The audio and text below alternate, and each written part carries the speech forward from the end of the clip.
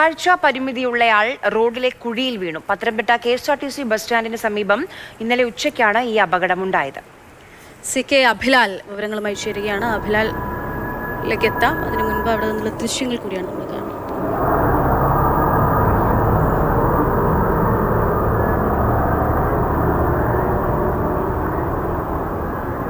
നടന്നു പോകുന്ന പാതയിൽ തന്നെയാണ് കുഴിയുള്ളത്. അതിലേക്കാണ് അദ്ദേഹം പോയി വീണത്. അഭിലാലുണ്ട്. അഭിലാൽ, ഇത് നഗരത്തിൽ തന്നെയാണ്, കണ്ണു കാണാത്ത ഒരാളാണ് അദ്ദേഹം. സ്വാഭാവികമായിട്ടും ആ ഒന്നും ഉണ്ടാകില്ല, ഒരു തടസ്സങ്ങൾ ഉണ്ടാകില്ല എന്നുള്ള പ്രതീക്ഷയിൽ നടക്കുന്നതാണ്. ഇത് കുറേ കാലമായിട്ട് രൂപപ്പെട്ടിട്ടുള്ള കുഴിയാണോ? ഒന്ന്, അദ്ദേഹത്തിൻ്റെ ആരോഗ്യനില എങ്ങനെയുണ്ട്? എന്തെങ്കിലും പ്രശ്നം ഉണ്ടായിട്ടുണ്ടോ? മറ്റൊന്ന്, ഈ കുഴിയുമായി ബന്ധപ്പെട്ടുള്ള വിവരങ്ങൾ. പത്തനംതിട്ട KSRTC ബസ് സ്റ്റാൻഡ് റോഡിൽ ടെലിഫോൺ ഭവന് സമീപം ഇന്നലെ ഉച്ചയ്ക്ക് 3 മണിയോടുകൂടിയാണ് ഈ CCTV ദൃശ്യങ്ങൾ കാണുന്ന സംഭവം ഉണ്ടാകുന്നത്.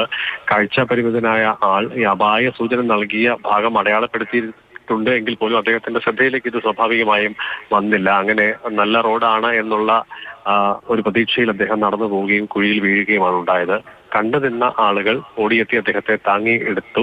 കാര്യമായ ആരോഗ്യ പ്രശ്നങ്ങളോ പരിക്കുകളോ അദ്ദേഹത്തിന് ഉണ്ടായിട്ടില്ല. പിന്നീട് അദ്ദേഹം അതുവഴി തന്നെ കടന്നു പോവുകയാണ് ഉണ്ടായത്. ബുധനാഴ്ച പുലർച്ചെയാണ് കുടിവെള്ള പൈപ്പ് റോഡിൽ ചെറിയ കുഴി രൂപപ്പെട്ടത്.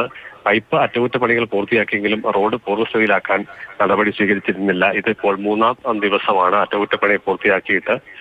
ഇതേ രീതിയിൽ റോഡ് കിടക്കുന്നത് കൂടുതൽ അപകടങ്ങൾക്ക്, പ്രത്യേകിച്ചും നിരന്തരം വാഹനങ്ങൾ കടന്നു പോകുന്ന മേഖലയിൽ കൂടുതൽ അപകടങ്ങൾക്കിടയാക്കും എന്നുള്ള ആശങ്ക പ്രദേശവാസികളും അതോടൊപ്പം തന്നെ വ്യാപാരികളും പങ്കുവെക്കുന്നുണ്ട്. അതേസമയം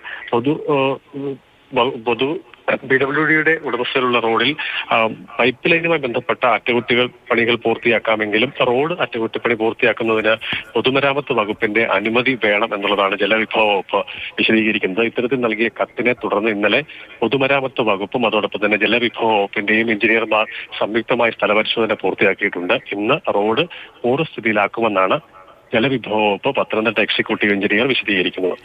ശരി, അവിടെ ഒരു അപായ സൂചനയ്ക്കായിട്ട് റിബണൊക്കെ കെട്ടിവെച്ചിട്ടുണ്ട്. പക്ഷേ എല്ലാ തരത്തിലുള്ള ആളുകളെയും നമ്മൾ പരിഗണിക്കാത്തതിന്റെ കുഴപ്പമാണ്. ഒരറ്റത്ത് ആ റിബൺ നിലത്ത് കിടക്കുകയാണ്. അദ്ദേഹം നടന്നു പോകുമ്പോൾ സ്വാഭാവികമായിട്ട് ആ റിബൺ അവിടെയുള്ളത് അറിയില്ല, തടസ്സം ഉണ്ടാകുകയും ചെയ്യുന്നില്ല. അങ്ങനെയാണ് അദ്ദേഹം മുന്നോട്ട് പോയി അപകടമുണ്ടായത് അവിടെ.